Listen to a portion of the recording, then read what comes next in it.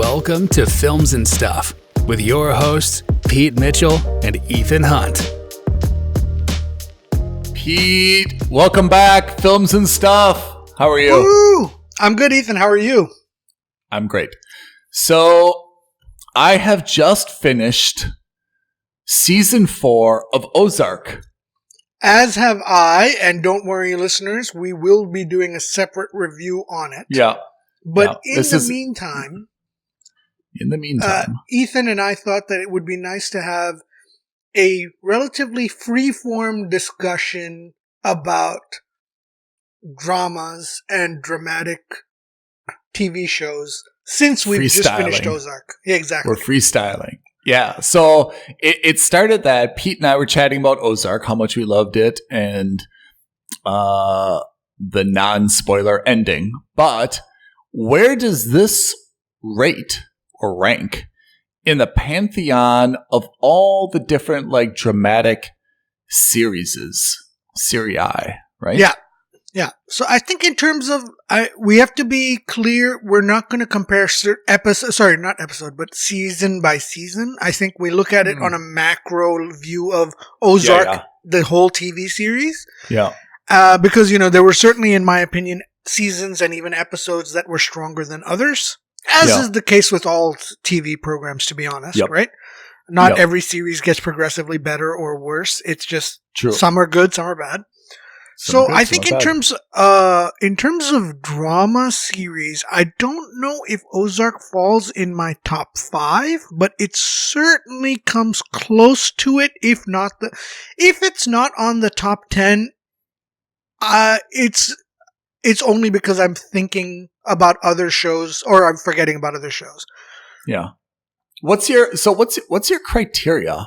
I'll tell you my criteria, then you tell me yours.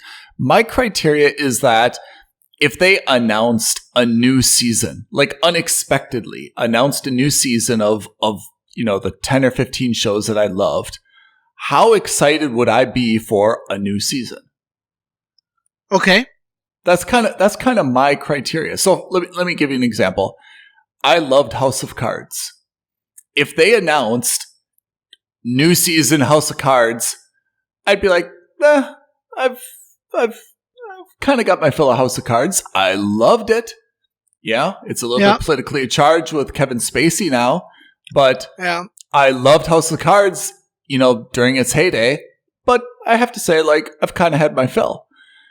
If there's another season of Ozark, unexpectedly maybe, I'd be like pretty juiced for that. I'd be like, okay, I'm in. Let's watch it. I want to see what happens, right? Yes and no. I know what you mean about being excited, and I agree with that level of excitement for certain shows, but I also think that there's two ways of doing it, right? You either do the same show or, the same style of show, call it something else, and have it be set in that same show's universe. And I'm being very specific when I say this. I'm thinking of Better Call Saul versus Breaking Bad. Oh, yeah. Right? Or both in my pantheon, by the way. Right. Or you do something a la Dexter, which is like same universe, same people, several years apart. Right? And I'll tell you, so when you say that, the reason so on that sense, in certain senses, I agree with you, but in certain senses, I don't. So let's talk specifics. Let's talk Dexter. Yeah. I think what really undid Dexter for me was that, unlike other shows of that genre, of that generation, so Dexter was really in its heyday. It was competing in terms of high drama, was competing against, I think at that time it was Mad Men and Breaking Bad. I think it was really those three shows were butting heads for being, and I, in retrospect, I think that of the three, Dexter was the weakest. But having said that, of those three shows at the time, all three were generating water cooler moments constantly. Yep. Right? So you were talking about those three shows constantly, and of course it really was a battle between Mad Men and Breaking Bad. But the problem I had with Dexter was the ending was so universally panned And for me was so underwhelming that when they announced Dexter season whatever it was, right? The new generation of Dexter, which they did the one season of. I wasn't excited for it, even though I really liked Dexter when the show was going on. And B, I also saw it as kind of like a weak sauce attempt of the creators to rewrite the ending and redo the ending. I have to make an admission. I've never watched, I don't think, more than kind of the first season of Dexter. No, I'm and so that's sorry. fine. I'm so sorry. It's fine. But that's what I mean. Like, it's one of those shows that because the ending was so blah, it, similar to Game of Thrones, it kind of marred the whole series for me. In the sense that even though objectively speaking, or not objectively, subjectively speaking, I thought the show overall was excellent. But I just thought the ending was so random and was so out of the blue that it kind of paints it with a black mark everywhere else, right? And so now let's flip it to the other side. Let's look at Breaking Bad. Really well executed through all 6 seasons or 4 seasons or whatever the number of seasons was. And I thought the ending was maybe not stellar, but it was very good and you got a great sense of closure from it. So hold on. I just want to say one thing. What did you think then when El Camino came out? Right, exactly. So that's the thing, right? When they announced El Camino and when they announced Better Call Saul. So Better Call Saul, I think, came out first before El Camino. If I remember correctly. You're right. You're absolutely correct. So when they announced Better Call Saul, my first question was, my first response or my first instinct was to go, what? Why? Because I thought Why? Exactly, because they really buttoned up and tied up Breaking Bad so well. Yeah. And then when they said it was going to be on Saul Goodman, I went, what? Why? Again? Right? Because he was a minor character in the Breaking Bad series, and I was just like, yeah, I like Bob Odenkirk a lot, but is he strong enough to carry a dramatic series? Like, this guy's a comedian. He's got, Mr. Show. He's worked with with David Cross.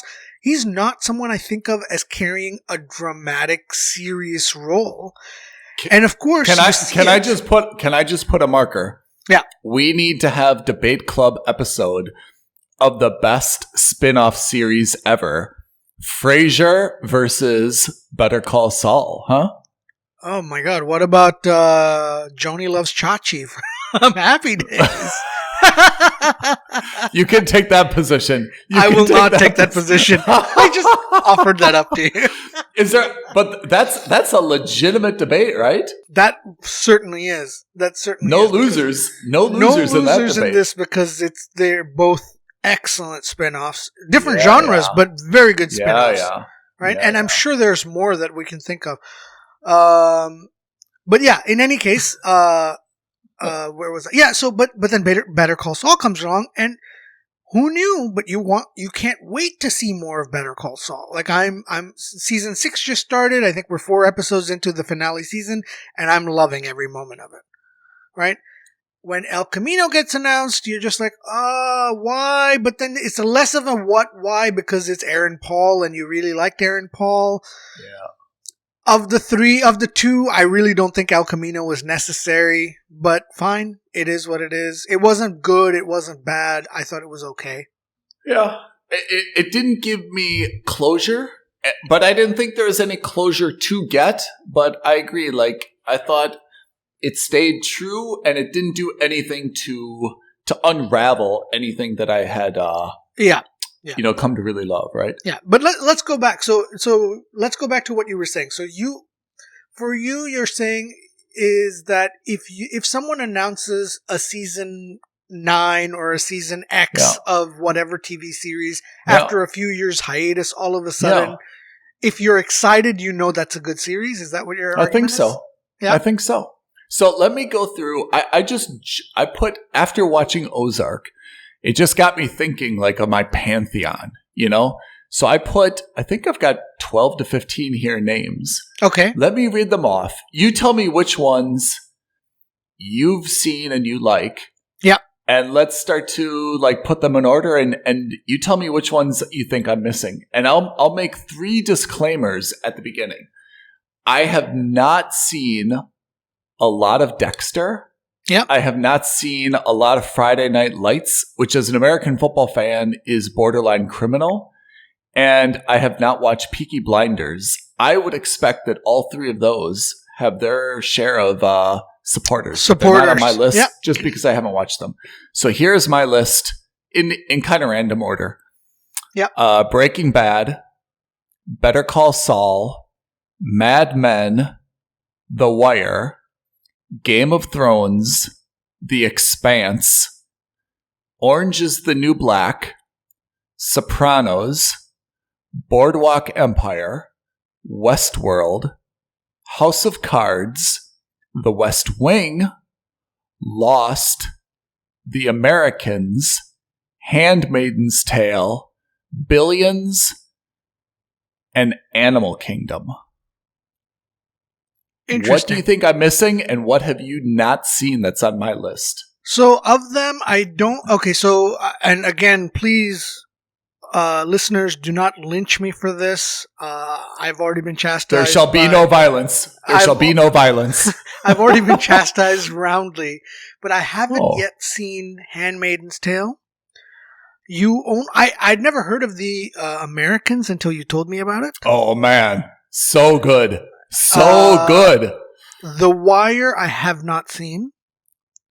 Criminal. What else? I think everything else I have seen on that list. Animal Kingdom?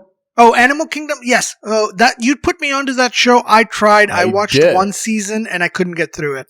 Oh. I couldn't get through the second. Oh. Okay. But yes, I do remember that. And that's not to say that I think it's bad. It's just something that I couldn't get through at that time. Yep. I will try to revisit. I think that's one of the key and one of the, I think, very important points is that while this list isn't fluid, there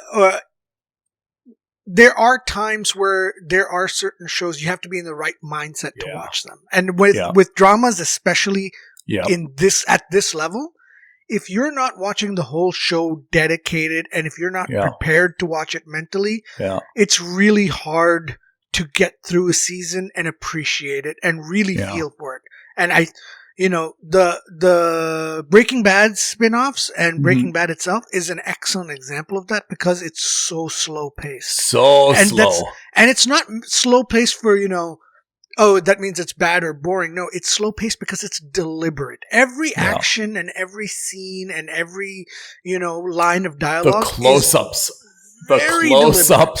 Yeah. Right? Like, I mean, just one example was, in this last episode of Better Call Saul is they're at like an abandoned motel or like a cheap motel and you see like a beer bottle by the swimming pool that's like really scummy and disgusting, leaking beer or from condensation of some kind. And it kind of lingers on that for a few beats and it's so purposeful. This isn't, filler for the sake of filler. And that's, I think, what the showrunner, Vince, something. Vince Gilliam, whatever it is.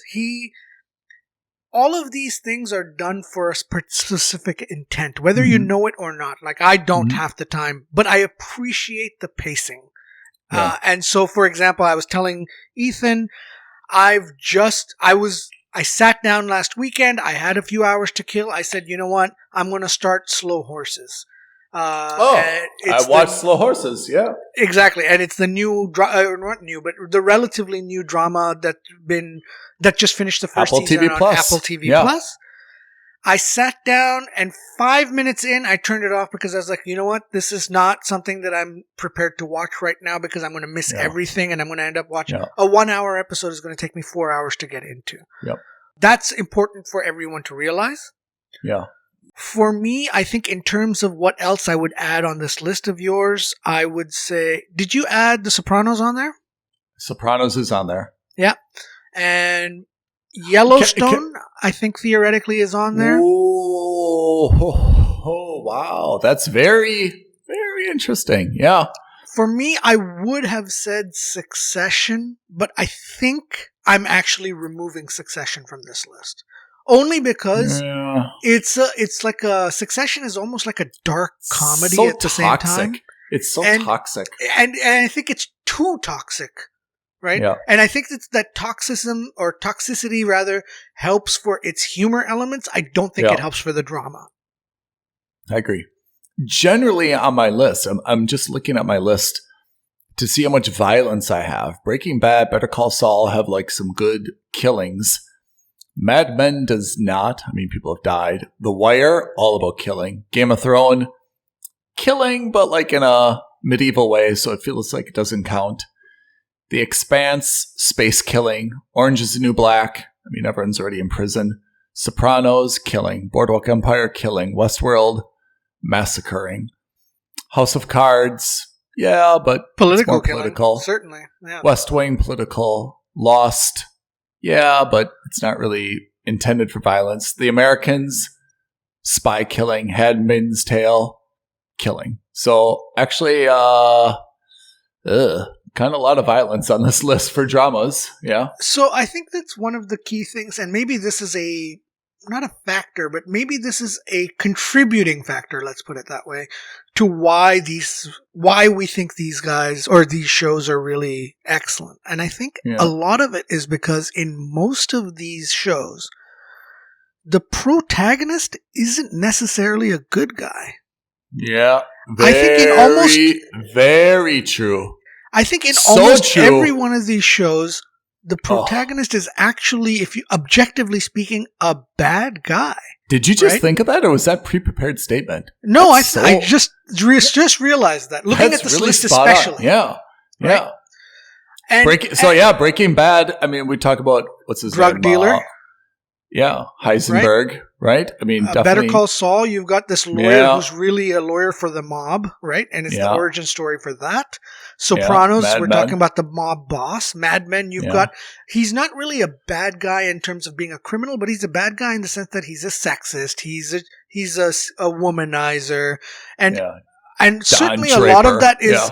Certainly, a lot of that is pawned off at least in that show for being era appropriate, but that doesn't mean it's not true, right? I mean, in the sense that maybe adultery was commonplace back in the 60s and 70s in Madison Avenue, New York, but that doesn't mean that that's okay. It's just that's a facet, right? Yellowstone, even Yellowstone, like the guys we root for, objectively speaking, their family do bad things, including murder. Yeah. Boardwalk Empire. I'd say Westworld, it's not. Yeah, Westworld is a little bit less clear who's the protagonist. That kind of emerges over time. Sure. House of Cards, absolutely. West Wing. I mean, West Wing is. Yeah, okay. Maybe that's potentially different. And remember, we had this discussion earlier. Yeah. West Wing, for me, I think is a great drama, but I think it's a very unique niche. I don't think it's got the kind of appeal, outside of a certain demographic.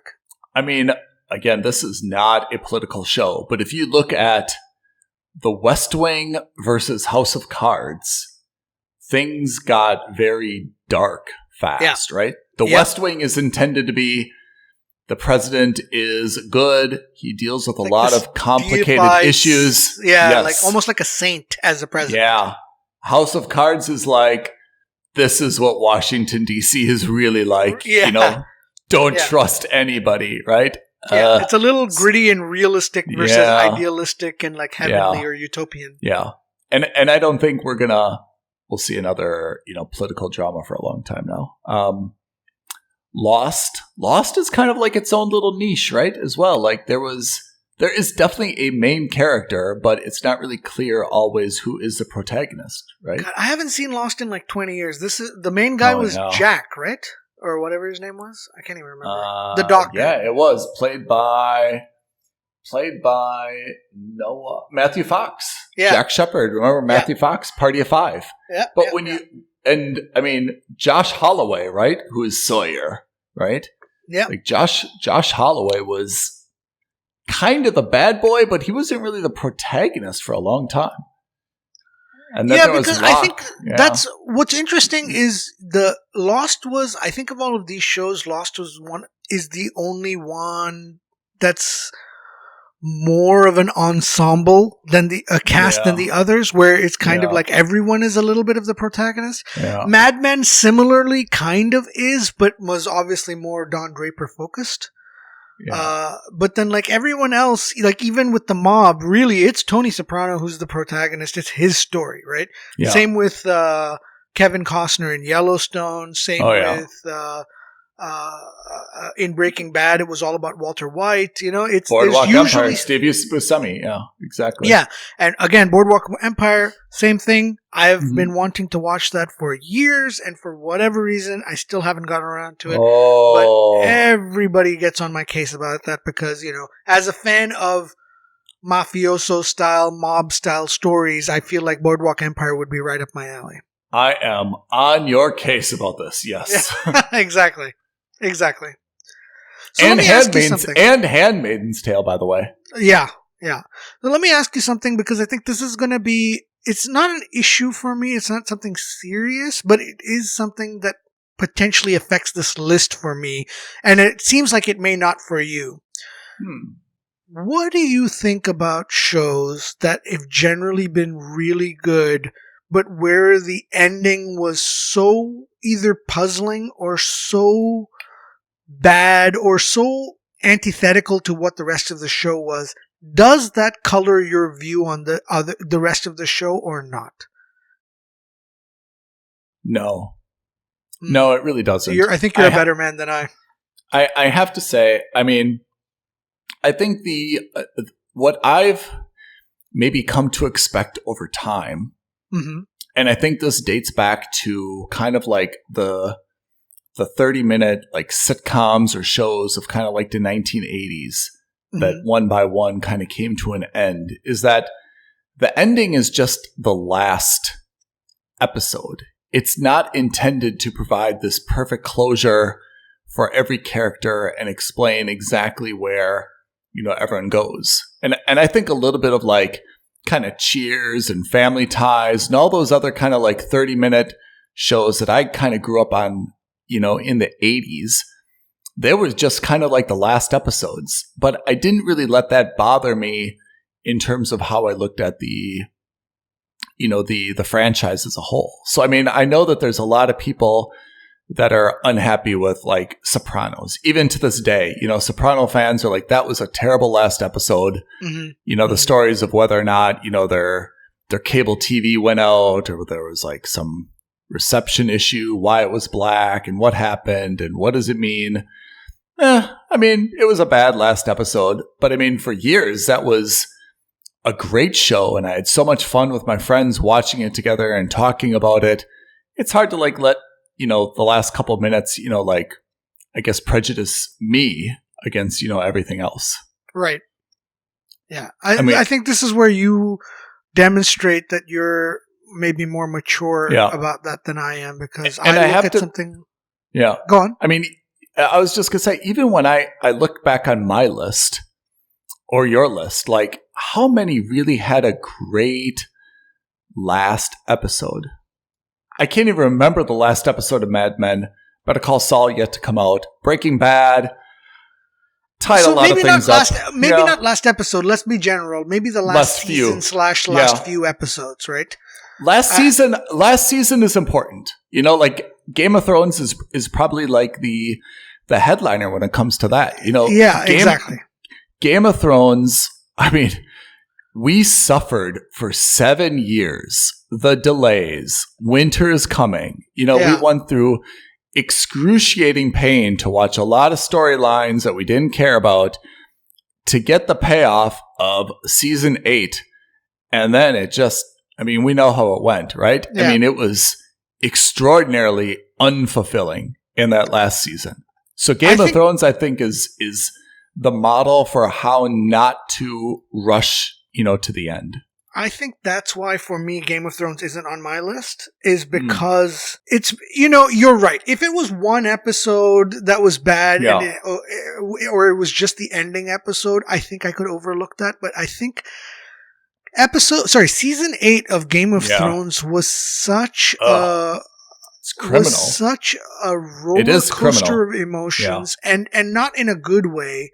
No. That, you know, because lots of bad things happened on that show to a lot of good people and bad people, but it was all justified and there were good payoffs for it, right? So that iconic scene where Joffrey's face goes purple when he's getting poisoned with his pie, or, that relatively iconic scene where Ramsay Bolton gets his face bitten off by these dogs, which, was maybe one of the highlights of season 8, is because those were moments of payoff, right? Yeah.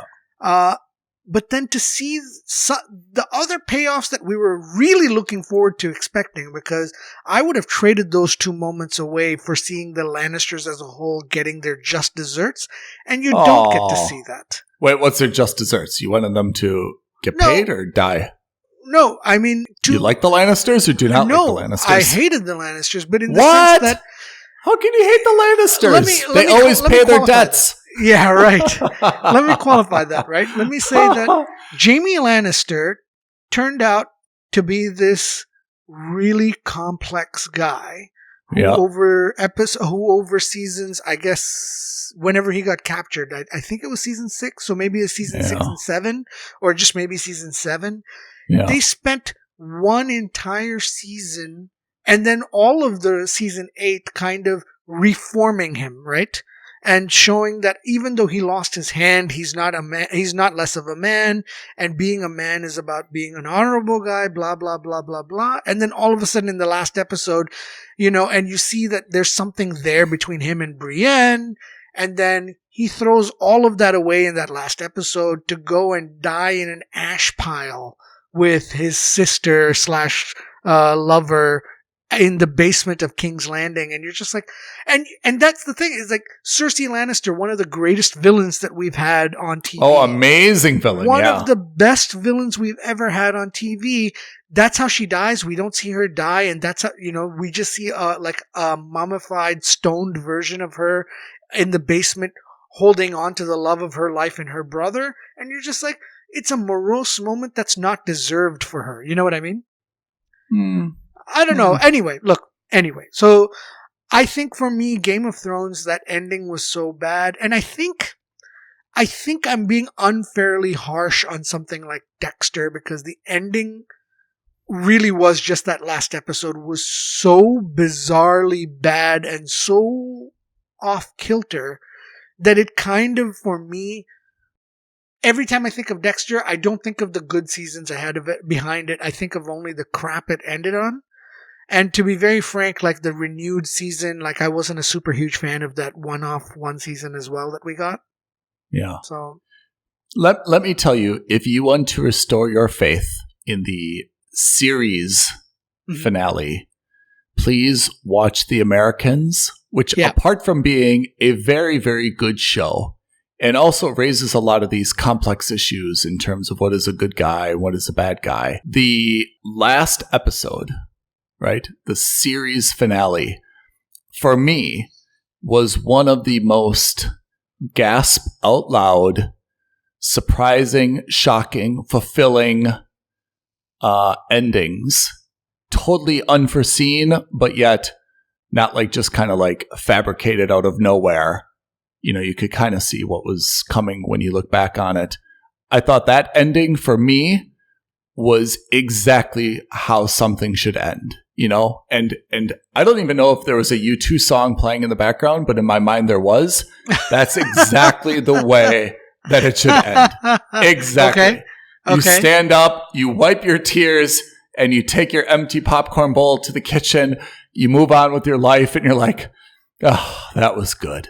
Yeah. That was good. It shouldn't be, and it's hard to do. God bless it. It is gotta be hard to do, to make people happy, because people are just irrationally attached to characters or to storylines, and life just doesn't follow, how things always should go or you want them to go, right? And that's the hard part, is that we get emotionally invested in characters. And that's why I think all these shows are good, because I'm emotionally invested in the characters.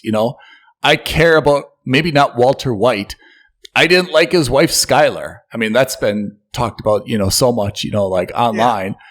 Yeah. I kind of like Saul, like there's things that I hate about him, but I kind of, understand his backstory, Mad Men, like Don Draper, we both like kind of want to be him. Not both, but I mean, like people kind of want to be him, but at the same time, they're like repulsed by him, The Wire, like all these things I think have characters that you just have like some connection with, whether it's positive or negative.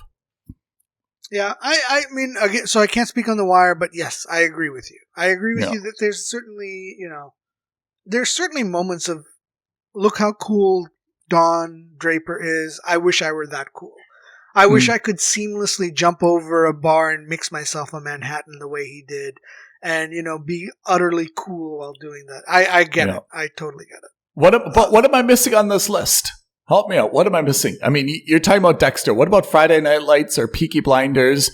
So Peaky Blinders, I highly recommend. It's a great show. It's one of the few. So I am not a period drama guy. I am absolutely not a period drama guy in general. Like, I understand that Downton Abbey. I'm totally with you. I understand that it's filled to the brim with some of the best actors of our generation. I fully understand that. And from what I understand, and from what I've been told, I also understand that it's an impressive story, and there's lots to do with it. I'm with you. I cannot for the life of me sit down and watch a Victorian era TV show. I am absolutely. And there's a new one, Bridgerton. And someone told me, like, oh, you got to watch Bridgerton. It's so good. And actually, the way they sold me on it, they said the sex scenes are like so graphic. It was supposed to be unbelievably graphic sex scenes in season. I'm like, really? I haven't even heard of that. And I checked it out, and I'm like, all these people are wearing like Victorian dresses. Like, no thanks. Yeah, I'm not even like remotely interested in this. So I will. This is how far I'll go. I will go so far as to say, listeners, if you believe that on the best dramas list, something like Bridgerton and something like Downton Abbey needs to be there, I will go so far as to say I will put it on my list, but I will still not watch it. But I will put it with an asterisk to say, as suggested by our listeners, because frankly speaking, I'm not interested in verifying it or validating it. I'm just not. It's for whatever reason, I don't even know why. I know it's going to happen to you though one day.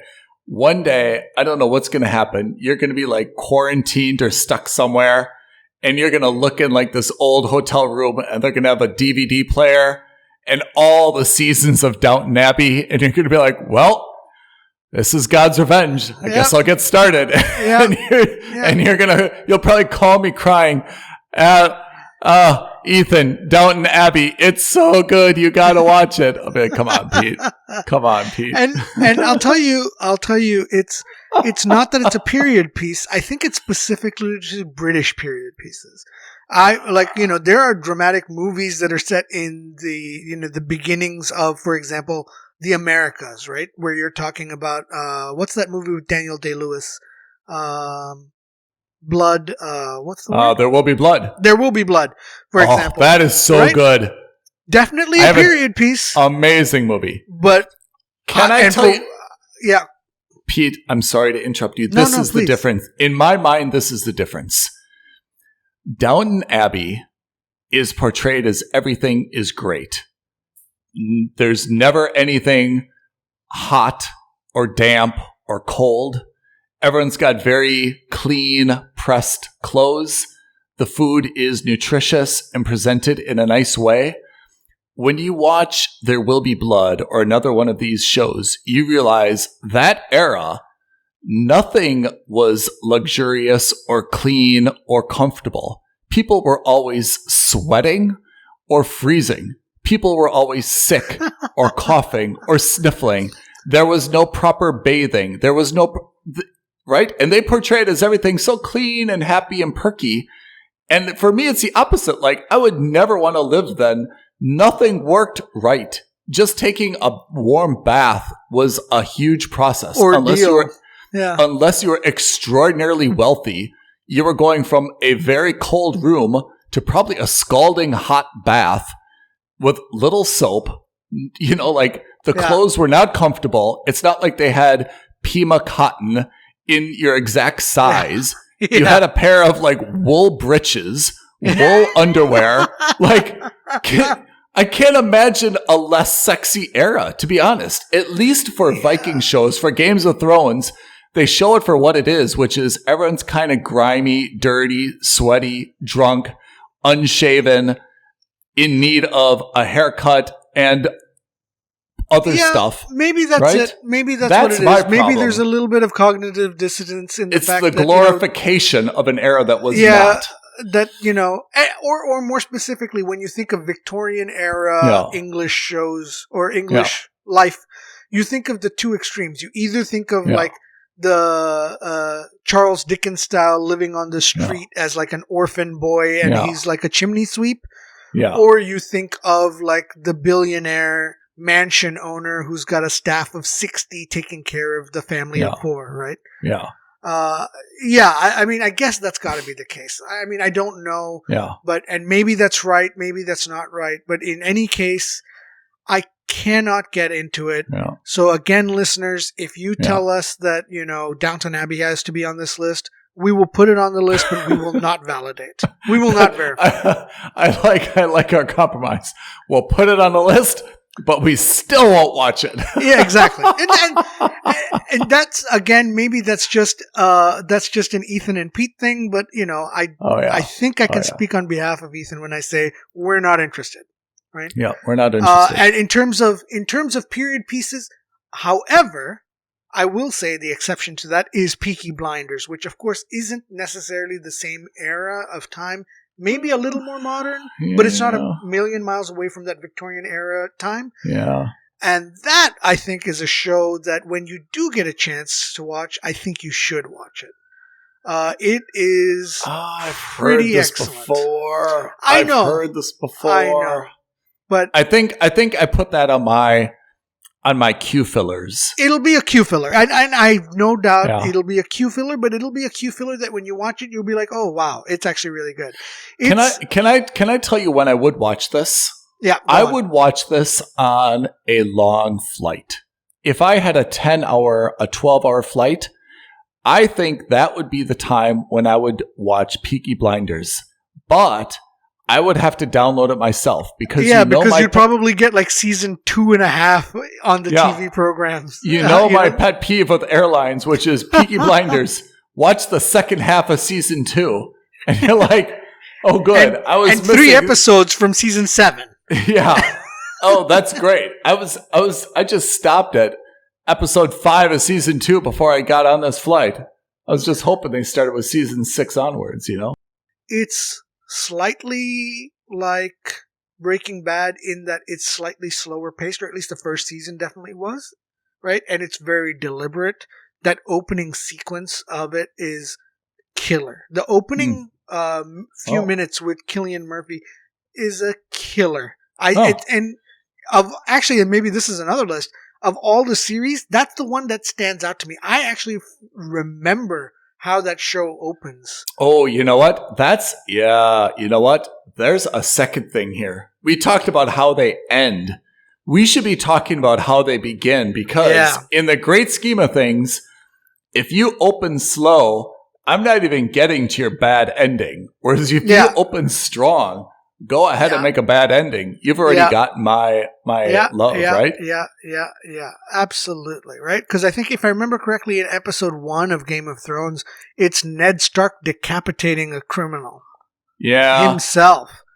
And you're just like, oh God, if this is what this show's about, I'm in. I have to say, Game of Thrones, for me, I was not hooked probably after episode 1. It maybe took me I want to say 2 or 3 before I was really in. Right. Breaking Bad, I feel like I got into right away, which is surprising because it is super slow. Yeah. But here's another potential debate topic between you and I. What is better show? Breaking Bad, Better Call Saul? Oh my God. That's, again, no losers in this. No, because whichever side wins, both sides win. It's tough, right? I love it. I love both of those shows so much. And like honestly, my MVP right now between the two shows is actually not even any of the characters from that it's Rhea Seehorn. Jimmy's wife. Amazing. I would say if I have to choose, I would choose Breaking Bad because you get it's kind of a 2-for-1. You still get Saul Goodman at his Sauliness, right? You don't get Rhea Seehorn. You get the Chicken Man. What's his name? Giancarlo Esposito. Yes. You kind of get the best parts of, or you get some parts of Better Call Saul in Breaking Bad. Plus, I like Jesse Pinkman. And you also get Mike, the retired cop, right? Yep, you get Mike in both of them. Yeah, so I would say that Breaking Bad gives you most of the good parts of Better Call Saul. So I would say that Breaking Bad gives you more of the annoying family life, with Walter and Skyler. And, I'd say that it has more of that annoying part than does Better Call Saul, but both of them are excellent. Excellent. Would your shows. opinion change if I let you know that Walter White and Jesse Pinkman both are returning for the last season of Better Call Saul? For the last episode. For the last season. I don't know for how many episodes, but they're going to be. But I thought we're watching the last season now of Better Call Saul. Yes, exactly. Oh. Exactly. Oh, that's weird. I mean, I love how they do this, but if you think about it, in movie time, they should be younger than we saw them in Breaking Bad. But in real life, they're quite a bit older, right? Yes. So it'll be interesting to see because so funnily enough, that's exactly what we saw with Jesse Plemons in El Camino. Oh yeah, in El Camino. Right? Because he was a younger, very scrawny younger kid in Breaking Bad. And then in El Camino, he's put on a little bit of weight. He's older. But, in terms of the show, it's a few days or weeks in terms of time difference. Correct. And so all of a sudden you're like, oh wait, how did Jesse Plemons how did his character put on like 25 pounds and look 20 years older? So yes, in that sense, I think it's more jarring. Yeah. I think it'll be less so with Walter White, and it depends on what they do with Jesse Pinkman, because he's, I think, going to be the one that who looks fundamentally different because of his age. Yeah, that's true. I mean, which of these shows that I've mentioned do you think they could come out of nowhere and be like, all right, we're gonna have another season? Sopranos, they could have, but James Gandolfini passed away. James Gandolfini passed away a long time ago, yeah. And they did All the Saints of Newark, which was kind of a prequel, which is interesting. So of all of these that could come back, theoretically, Ozark, you could come back with the season 5 in the future. Oh, yeah. Theoretically, Mad Men, you could come back with the season 8 or 9 in the future, whatever that last season is. Because the thing, what's weird about Ozark, and we'll touch upon this in our review when we get to it, but with Ozark and Mad Men, for people who are fundamentally bad, the show ends like with them relatively unscathed, right? Yeah. They kind of end in a good place. Yeah. They walk away having committed the perfect crime. Let's put it that way. Right? Ozark, Ozark, yes, but remember Ozark, they were kind of forced into this at the beginning. Then they embraced it, but at the very beginning, they were forced into this life. Well, look, let's put it this way. Yeah. The family was forced into it by the father, by Marty. True. Right? And then really Wendy she embraces it big time. Yeah. And then the two kids, Charlotte kind of goes along with it the whole time, but it's really the what's his face? I can't remember the name. Jonah Bird. But really it's Jonah who kind of embraces it and goes against the grain and then embraces it again. He's the one who I was the most irritated with out of all of them. I liked him the most. I liked him the most out of all four of them, but he was the one that also irritated me the most. Do you ever find it funny when there's like a bad guy, like a really bad guy, and you go to their IMDb and they're just like smiling on their headshot? Yeah. You know, like I'm looking at, for Ozark, remember Omar Navarro? Yeah. Right? He's played by a guy called Felix Solis. Sure. And he is happy as a clam on his IMDb headshot. I'm like, wait a second. Okay, I know you've got, but like for it's me, the same as Giancarlo Esposito. You can't be happy as the seminal bad guy in The Mandalorian. You can't be smiling. Like exactly. So you're like, a drug lord. So you're a drug lord. It's so funny when you see it like that. Yeah, you're right. You're right. It's so weird, and it almost shatters the illusion for you, right? Yeah, because they're so good at their roles that they're bad guys. Yeah. Okay, so look, let's get back to this list. So, where are you on something that's more recent, like Yellowstone, or I mean, Better Call Saul? I consider Breaking Bad, so I don't consider that recent. Yeah. But on something more recent like Yellowstone and Ozark, which are relatively recent, I guess Handmaid's Tale's very recent as well. Yeah. I mean, I think Ozark is exceptional. And I think Ozark gives any of these shows a run for its money. Any single one of these. I mean, people can have their own preferences, but I think Ozark from top to bottom, in terms of the cast, in terms of the writing, in terms of the action, in terms of not being stale, you know, the introduction of characters, you know, I thought they had the right pace in terms of new characters coming, characters going, but it didn't seem like rushed. It didn't seem gratuitous. It didn't seem like they were taken away too early. I thought they did a very good job with the pace. I think Ozark is as good as anything on my list. I know in terms of critical acclaim, you know, Breaking Bad is kind of, you know, has a lot of critical acclaim. So does Mad Men. So does, you know, Sopranos. But I think Sopranos is more a function of its time. That it was, 20 years ago? Fully agree. This was late 90s, early 2000s. If you watch Sopranos now, I think you'd be like, wow, that did not. It's not that I don't know how much age well. Cultural cachet it has right now. It just, I think it was just slower, and, you know, it doesn't have the same, you know, the interesting part of The Sopranos, I think, was Sopranos was supposed to show gangsters in their day-to-day life. You know, that there are a lot of gangster movies, but there are no gangster movies that showed like, hey, they've got to do the laundry. They've got a grocery shop. They've got wives that, you know, they have fights with. They've got kids who get in trouble at school. And that was, I think, what was so unique about The Sopranos. It had great music, great opening scene, great logo. But just in terms of kind of like the episode-to-episode action, you know, we could probably do better. So I think I think Ozark is just as good as any of this. I think Billions is very good, entertaining show. But I guess I have a little bit of a problem just because it's intended to be Wall Street based.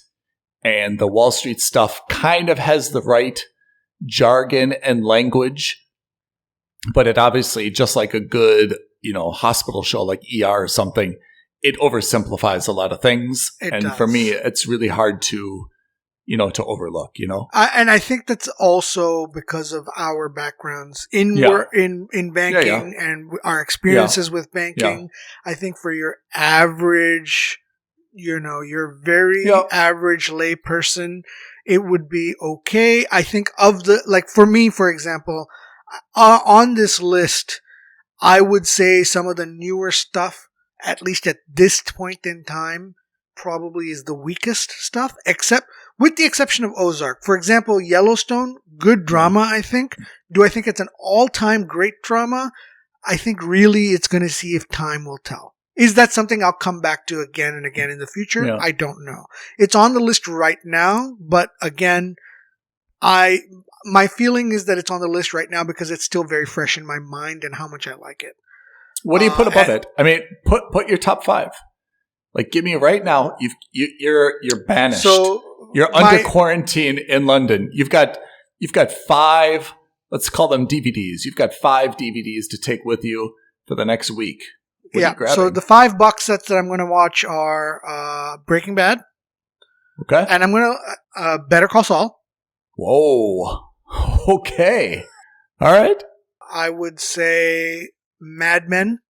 Okay. What else would I take with me? So there's 3 out of the 5. Yellowstone? No, I don't think it'll be. That's the point. Is I don't think it'll be Yellowstone. Animal Kingdom? No, but I would take The Americans, even though I haven't watched it. Because of what you said. Because what you said was the finale was so good that I would stick it out for that. That sound you hear is my royalty being deposited. Cha-ching! That's my royalty. Probably Yellowstone? Orange is the New Black? We didn't talk about that at all. No, but frankly speaking, Orange on the New Black isn't on my list. Oh. I saw the first season. I thought it was fine. I didn't think it was bad. I, again, remember, Orange is New Black also had the distinction of being one of the first Netflix exclusive series. Yeah, that's probably true. It was the one, I'm pretty sure it was the first, if not one of the first, at least it was the first generation, where Netflix was saying, you know what, we're not going to license any more movies or TV shows. We're going to go out and produce our own content. And I remember it being Orange is the New Black because of Laura Prepon, right? Because I liked her in the 70s show, Big Red. Oh, yeah. Hold on.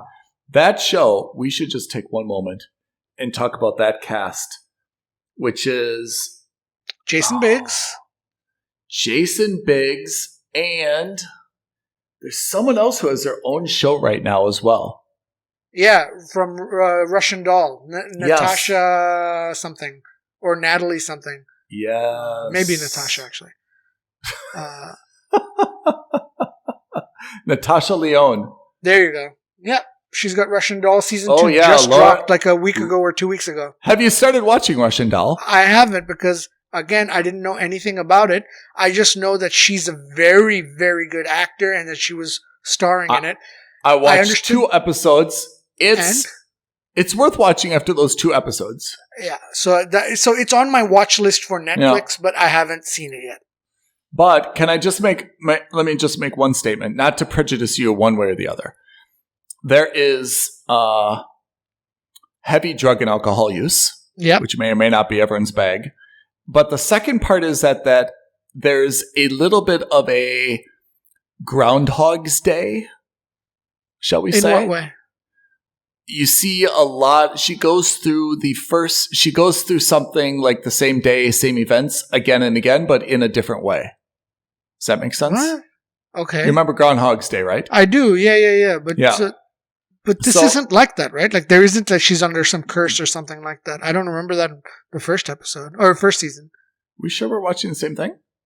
Wait, are we talking about Orange is the New Black? No, we're watching Russian Doll. Oh, sorry. Yeah, Russian Doll I haven't seen at all. Yeah. Sorry, so I haven't seen that at all. Okay. So a little bit, you could become fatigued because you kind of watch the same thing again and again and again. It goes different ways, but again and again and again. So I will say that's not something that I would get fatigued by. So I loved Groundhog's Day. I love Groundhog's Day. I was in the early or late 90s, I think, maybe early 2000s. Do you remember that German movie Run Lola Run? I do not. I think it was late 90s. Tell me about it. I really liked that movie. So it was this like art house movie that I think was like this independent movie that was released. And the only reason I really knew about it was because it stars the same actor who was in The Bourne Identity, who plays his love interest. You know, the German girl that he falls in love with? Yeah.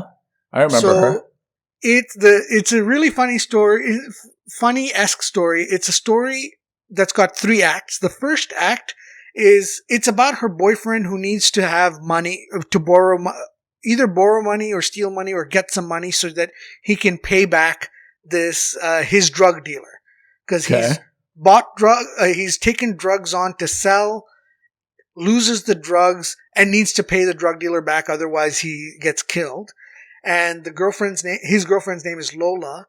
Her dad is a bank manager, and it's the same story in three acts, right? So they repeat it, but in every act something different happens. So in the first one, she steals from her father's bank. In the second one, she finds money and steals it from somebody else. In the third one, she wins the lottery and pays it off.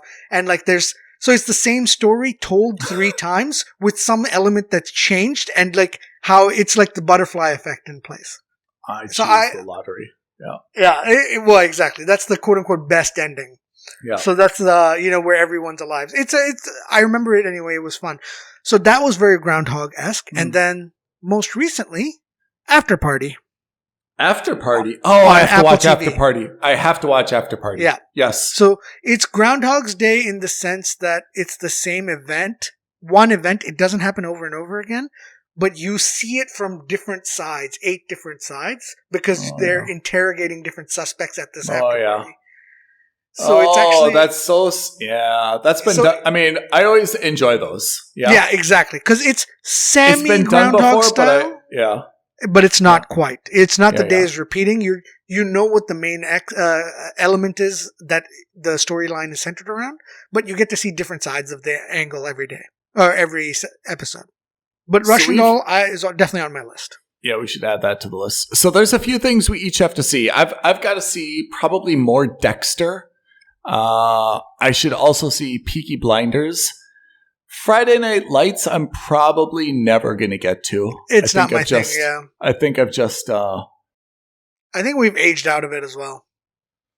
I mean, I've read the book. I've seen the movie. I mean, so I'm not sure if I need to... All the more reason, yeah. Yeah. So I'm not sure if I need to watch the series as well. And I think I'm 1 season behind on Billions. I need to catch up on Billions. Yeah, Billions is interesting. It's not on my list either, but it is a compelling watch again because we're involved in the space. We know the industry.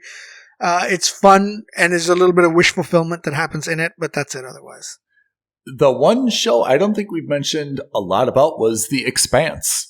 That's a drama, right? That's a space drama. Properly belongs on this list. Do you agree? Yeah. I put it on my sci-fi list. Definitely on my top whatever. Oh, you think we should make a separate sci-fi list? There's probably going to be a separate sci-fi list.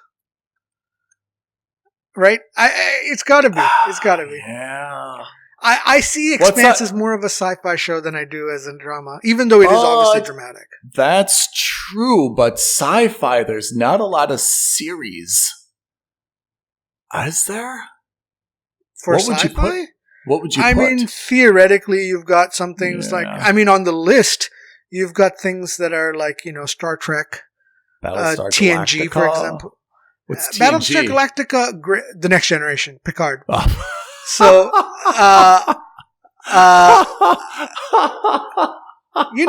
in space, everyone likes to put the way you said it was so talking down to me. Like, sorry, I didn't mean that. But yes. No, I'm not offended at all. But the way you said it was like, you don't know what. Obviously, it means the next generation. Like,